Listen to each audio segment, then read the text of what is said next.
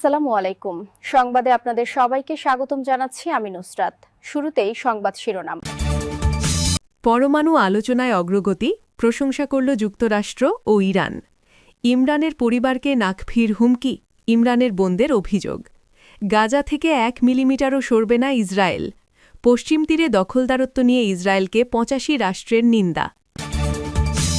দর্শক, এতক্ষণ শুনছিলেন সংবাদ শিরোনাম। এখন বিস্তারিত। আপনি যদি ইসরায়েলের ধ্বংস চেয়ে থাকেন তাহলে চ্যানেলটি সাবস্ক্রাইব করে দিবেন এবং ভিডিওতে লাইক করে আপনার মূল্যবান মতামত কমেন্টে লিখে জানিয়ে দিবেন। এখন বিস্তারিত। ফিলিস্তিনি ভূখণ্ড পশ্চিম তীরে ইসরায়েলের দখলদারত্ব সম্প্রসারণ এবং ভূমি দখলের পরিকল্পনার বিরুদ্ধে তীব্র নিন্দা জানিয়েছে জাতিসংঘভুক্ত 85টি সদস্য রাষ্ট্র। মঙ্গলবার 17 ফেব্রুয়ারি জাতিসংঘে নিযুক্ত ফিলিস্তিনি রাষ্ট্রদূত রিয়াদ মনসুর এই রাষ্ট্রসমূহ এবং বেশ কয়েকটি আন্তর্জাতিক সংস্থার পক্ষে একটি যৌথ বিবৃতি দেন। বিবৃতিতে ইসরায়েলের একতরফা সিদ্ধান্তকে আন্তর্জাতিক আইনের লঙ্ঘন হিসেবে আখ্যা দিয়ে অবিলম্বে তা বাতিলের দাবি জানানো হয়েছে। সম্প্রতি ইসরায়েল 1967 সালের পর প্রথমবারের মতো পশ্চিম তীরের এরিয়া সি অঞ্চলে ভূমি নিবন্ধনের সিদ্ধান্ত নিয়েছে। উল্লেখ্য, এই অঞ্চলটি পশ্চিম তীরের মোট ভূখণ্ডের প্রায় 7% জুড়ে বিস্তৃত। ফিলিস্তিনি রাষ্ট্রদূত সতর্ক করে বলেছেন, এ ধরনের পদক্ষেপ ওই অঞ্চলের জনতাত্ত্বিক কাঠামো ও মর্যাদা পরিবর্তনের অপচেষ্টা, যা শান্তি প্রক্রিয়ার পথে বড় বাধা। এই নিন্দা প্রস্তাবে স্বাক্ষরকারী দেশগুলোর মধ্যে রয়েছে অস্ট্রেলিয়া, কানাডা, চীন, ফ্রান্স, পাকিস্তান, রাশিয়া, দক্ষিণ কোরিয়া, সৌদি আরব, তুরস্ক ও সংযুক্ত আরব আমিরাত। এছাড়া ইউরোপীয় ইউনিয়ন এবং ওআইসির মতো সংস্থাও এই অবস্থানের প্রতি সমর্থন জানিয়েছে। জাতিসংঘের মহাসচিব আন্তোনিও গুতেরেসও এই পরিকল্পনার বিষয়ে গভীর উদ্বেগ প্রকাশ করেছেন। তিনি হুঁশিয়ারি দিয়ে বলেছেন, ইসরায়েলের এই ভূমি নিবন্ধন পরিকল্পনা ফিলিস্তিনিদের তাদের নিজস্ব সম্পত্তি থেকে উচ্ছেদ করবে এবং পরিস্থিতিকে আরও অস্থিতিশীল করে তুলবে। তিনি 2024 সালে আন্তর্জাতিক আদালতের আইসিজের দেওয়া সেই ঐতিহাসিক রায়ের কথা স্মরণ করিয়ে দেন, যেখানে পশ্চিম তীরে ইসরায়েলের উপস্থিতি এবং বসতি স্থাপনকে অবৈধ ঘোষণা করা হয়েছিল। বর্তমানে পশ্চিম তীরের প্রায় 300টি অবৈধ বসতিতে 4,65,000-এরও বেশি ইসরায়েলি বসতি স্থাপনকারী বসবাস করছে। এদিকে পশ্চিম তীরের জর্ডান উপত্যকায় ইসরায়েলি সামরিক বাহিনীর ফেলে রাখা গোলাবারুদ বিস্ফোরণে 13 বছর বয়সী এক ফিলিস্তিনি শিশু নিহত হয়েছে। ফিলিস্তিনি সংবাদ সংস্থা ওয়াফা জানিয়েছে, এই ঘটনায় আরও 12 ও 14 বছর বয়সী 2 শিশু গুরুতর আহত হয়ে হাসপাতালে চিকিৎসাধীন রয়েছে। আন্তর্জাতিক মহল মনে করছে, ইসরায়েলের এই নতুন দখলদারত্বের পরিকল্পনা গাজা যুদ্ধ বন্ধে স্বাক্ষরিত কম্প্রিহেন্সিভ প্ল্যান বা ব্যাপকভিত্তিক শান্তি পরিকল্পনাকেও ঝুঁকির মুখে ফেলবে। পাকিস্তানের প্রাক্তন প্রধানমন্ত্রী ও বিশ্বকাপ জয়ী ক্রিকেট অধিনায়ক ইমরান খান বর্তমানে আদিয়ালা জেলে বন্দী আছেন। তার বিরুদ্ধে রাজনৈতিক উদ্দেশ্যপ্রণোদিত ব্যবস্থা নেওয়া হয়েছে বলে অভিযোগ করা হচ্ছে।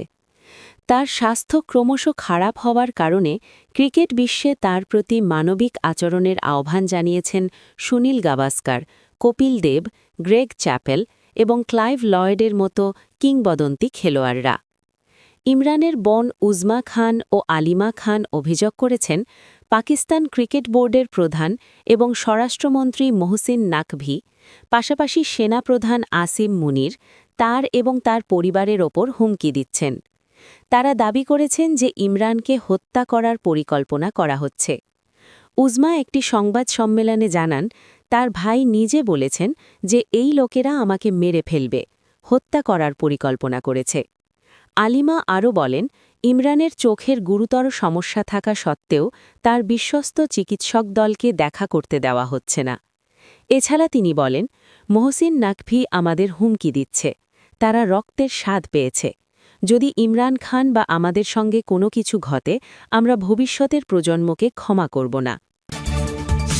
ইসরায়েলের প্রতিরক্ষামন্ত্রী ইসরায়েল কাজ মঙ্গলবার 17 ফেব্রুয়ারি সাফ জানিয়ে দিয়েছেন, হামাস সম্পূর্ণ নিরস্ত্র না হওয়া পর্যন্ত গাজার তথাকথিত ইয়েলো লাইন বা হলুদ রেখা থেকে ইসরায়েলি বাহিনী 1 মিলিমিটারও সরবে না।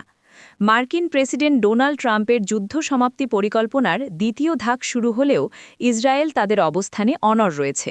উল্লেখ্য, এই ইয়েলো লাইন বলতে গাজার পূর্ব দিকের সেই সীমানাকে বোঝায় যেখানে ট্রাম্পের পরিকল্পনার প্রথম ধাপে ইসরায়েলি বাহিনী পিছু হটেছিল। একটি সংবাদ সম্মেলনে ভাষণ দেওয়ার সময় কাজ জোর দিয়ে বলেন, হামাসকে কোনোভাবেই অস্ত্র বা টানেল সহ গাজায় টিকে থাকতে দেওয়া হবে না। তিনি দাবি করেন, যতক্ষণ পর্যন্ত শেষ টানেলটি ধ্বংস না হচ্ছে এবং হামাস পুরোপুরি নিরস্ত্রীকরণ না করছে, ততক্ষণ পর্যন্ত ইসরায়েল গাজা থেকে তাদের সেনা প্রত্যাহার করবে না। এর আগে গত সোমবার ১৬ ফেব্রুয়ারি ইসরায়েলি মন্ত্রিসভার সচিব ইয়োসি ফুটস ঘোষণা করেছিলেন, হামাসকে অস্ত্র সমর্পণের জন্য ৬০ দিন সময় দেওয়া হবে, অন্যথায় পুনরায় যুদ্ধ শুরু করার হুমকি দেন তিনি। ২০২৩ সালের অক্টোবর থেকে শুরু হওয়া এই দীর্ঘমেয়াদী যুদ্ধে ফিলিস্তিনের গাজায় অন্তত ৭২,০০০ মানুষের প্রাণহানি ঘটেছে এবং ৯০% অবকাঠামো ধ্বংসস্তূপে পরিণত হয়েছে। যদিও ২০২৫ সালের অক্টোবরে একটি যুদ্ধবিরতি চুক্তি স্বাক্ষরিত হয়েছিল, তবে ইসরায়েল বারবার তা লঙ্ঘন করে বিমান হামলা ও ধ্বংসযজ্ঞ চালিয়ে যাচ্ছে বলে অভিযোগ রয়েছে। ট্রাম্পের পরিকল্পনার দ্বিতীয় ধাপে গাজার পুনর্গঠন এবং মানবিক সহায়তা বৃদ্ধির কথা থাকলেও নিরস্ত্রীকরণের শর্তটি বর্তমানে সবচেয়ে বড় বাধা হয়ে দাঁড়িয়েছে। পাশাপাশি ইসরায়েলের প্রতিরক্ষা ব্যবস্থা ভবিষ্যতে আরও শক্তিশালী করতে শিল্ড অফ ইসরায়েল নামে একটি দীর্ঘমেয়াদী প্রকল্প চালুর ঘোষণা দিয়েছেন প্রতিরক্ষামন্ত্রী। এই প্রকল্পের আওতায় আগামী ১ দশকে প্রতিরক্ষা বাজেটে আরও ৩৫০ বিলিয়ন শেকেল বা প্রায় $৯৫ বিলিয়ন যোগ করার পরিকল্পনা করা হয়েছে। কাট জানান, মিত্রদের ওপর নির্ভরতা কমিয়ে দেশীয় অস্ত্র উৎপাদন বাড়ানোই তাদের প্রধান লক্ষ্য, যাতে যুদ্ধের সময় স্বাধীনভাবে প্রতিরক্ষা নিশ্চিত করা যায়।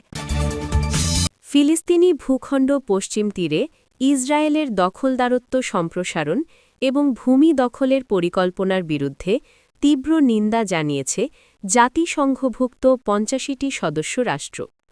মঙ্গলবার ১৭ ফেব্রুয়ারি জাতিসংঘে নিযুক্ত ফিলিস্তিনি রাষ্ট্রদূত রিয়াদ মানসুর এই রাষ্ট্রসমূহ এবং বেশ কয়েকটি আন্তর্জাতিক সংস্থার পক্ষে একটি যৌথ বিবৃতি দেন।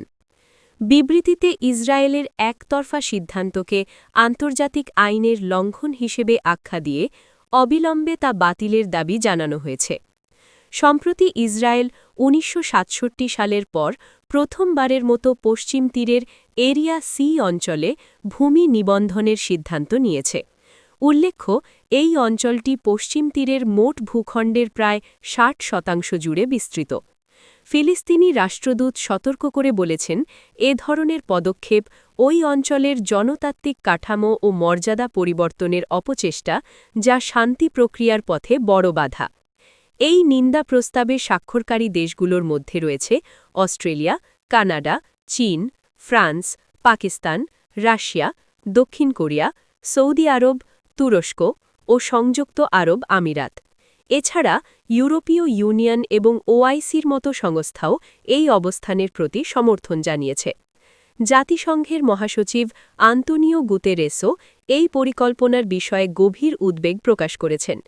তিনি হুঁশিয়ারি দিয়ে বলেছেন, ইসরায়েলের এই ভূমি নিবন্ধন পরিকল্পনা ফিলিস্তিনিদের তাদের নিজস্ব সম্পত্তি থেকে উচ্ছেদ করবে এবং পরিস্থিতিকে আরও অস্থিতিশীল করে তুলবে। তিনি ২০১৪ সালে আন্তর্জাতিক আদালতের দেওয়া সেই ঐতিহাসিক রায়ের কথা স্মরণ করিয়ে দেন, যেখানে পশ্চিম তীরে ইসরায়েলের উপস্থিতি এবং বসতি স্থাপনকে অবৈধ ঘোষণা করা হয়েছিল। বর্তমানে পশ্চিম তীরের প্রায় ৩০০টি অবৈধ বসতিতে ৪,৬৫,০০০-এরও বেশি ইসরায়েলি বসতি স্থাপনকারী বসবাস করছে। এদিকে পশ্চিম তীরের জর্ডান উপত্যকায় ইসরায়েলি সামরিক বাহিনীর ফেলে রাখা গোলাবারুদ বিস্ফোরণে ১৩ বছর বয়সী এক ফিলিস্তিনি শিশু নিহত হয়েছে। ফিলিস্তিনি সংবাদ সংস্থা ওয়াফা জানিয়েছে, এই ঘটনায় আরও ১২ ও ১৪ বছর বয়সী ২ শিশু গুরুতর আহত হয়ে হাসপাতালে চিকিৎসাধীন রয়েছে। আন্তর্জাতিক মহল মনে করছে, ইসরায়েলের এই নতুন দখলদারত্বের পরিকল্পনা গাজা যুদ্ধ বন্ধে স্বাক্ষরিত কম্প্রিহেন্সিভ প্ল্যান বা ব্যাপক ভিত্তিক শান্তি পরিকল্পনাকেও ঝুঁকির মুখে ফেলবে। আপনি যদি আমাদের চ্যানেলে নতুন হয়ে থাকেন, তাহলে চ্যানেলটি সাবস্ক্রাইব করে দিন।